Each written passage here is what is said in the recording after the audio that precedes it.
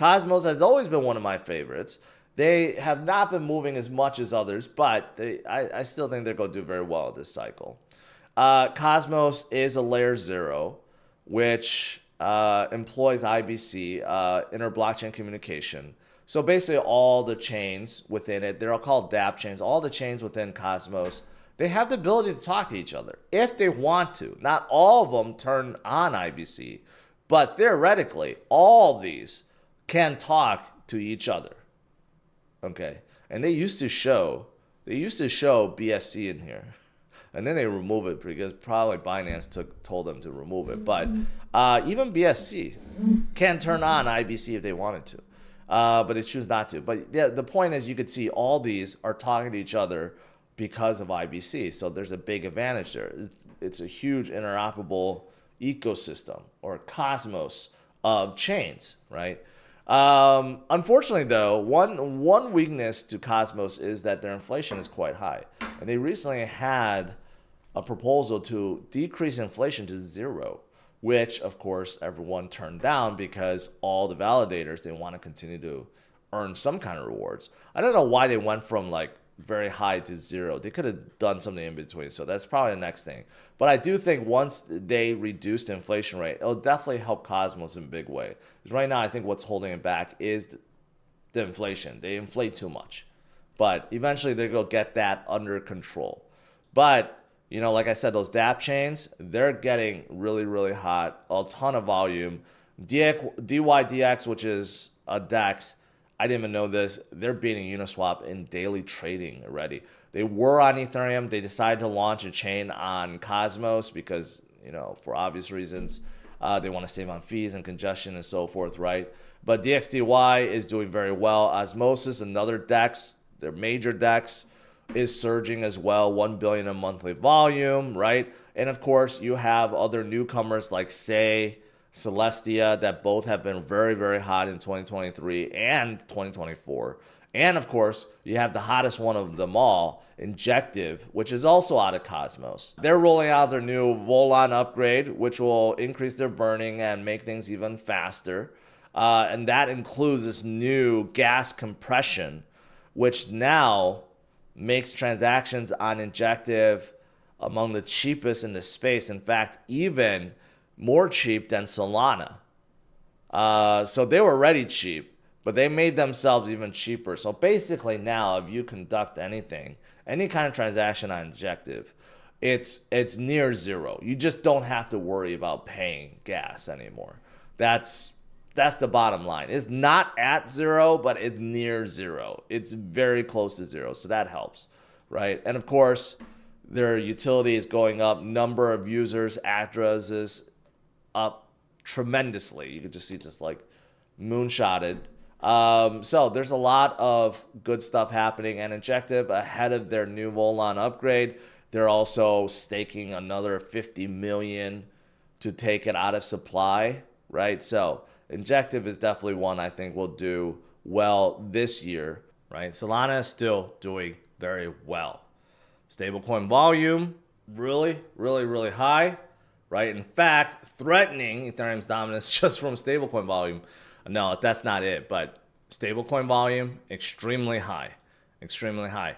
Even their new phone, despite the market weakness, is still selling like hotcakes. Okay? Saga 2, their newest phone, which is a little bit cheaper, have sold 40,000 pre-orders.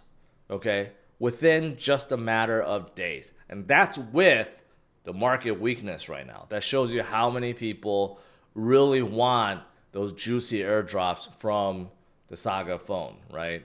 People learned the first one, became very profitable, and now everyone wants the second one because they want those juicy airdrops. So that is why they are so hot, right? Again, market downturn. And they're hot because you have these big boys like Franklin Templeton that are now gloating how good Solana is with DPEN.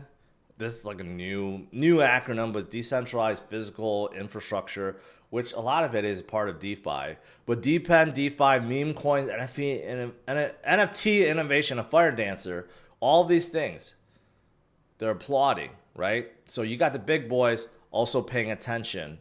And in terms of decentralized physical infrastructure, you got a lot. You got a lot that's already here. Like Helium is a big example, okay, using decentralized mobile network. Flux and others, Pith, right? These are all part of DeFi, but you could also say that they're part of DePen as well, but it's already here, right? And if you look at the top projects, what their market cap is, obviously you have a lot that's going on. Is Avalanche. And Avalanche is down much bigger, 30% in 30 days. What's going on with Avalanche? Well, the thing is, Avalanche started out really hot with games back in 2023, right? A lot of games caught on fire. Avalanche, most of their subnets are gaming related. Beam is a subnet on Avalanche, right? And they are a huge game chain. And then you have like oldies like DeFi Kingdoms also on top of Avalanche.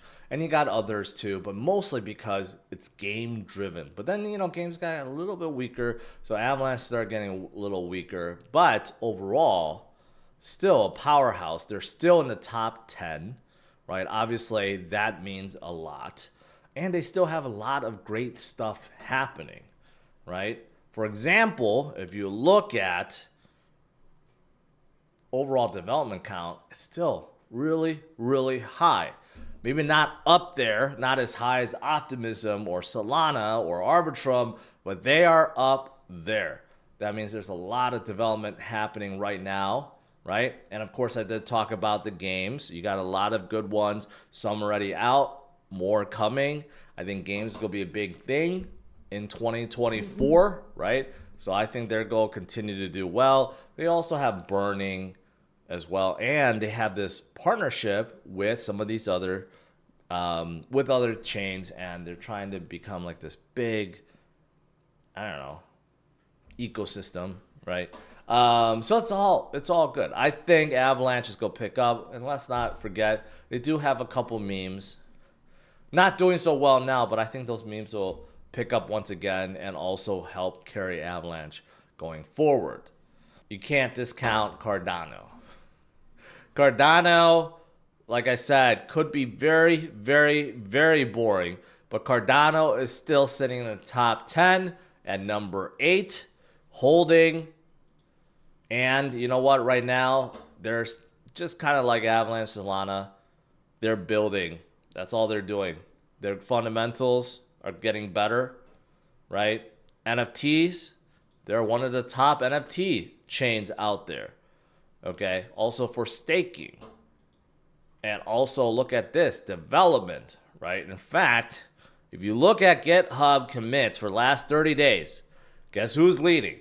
Cardano. That's kind of hard to believe that there's more development activity on Cardano than any other chain out there. That's pretty good. That's pretty good. And of course, if you're looking at the charts, you know what? Cardano may be boring, but it may be mirroring what happened in 2021 before it started skyrocketing, right? So don't miss out on Cardano.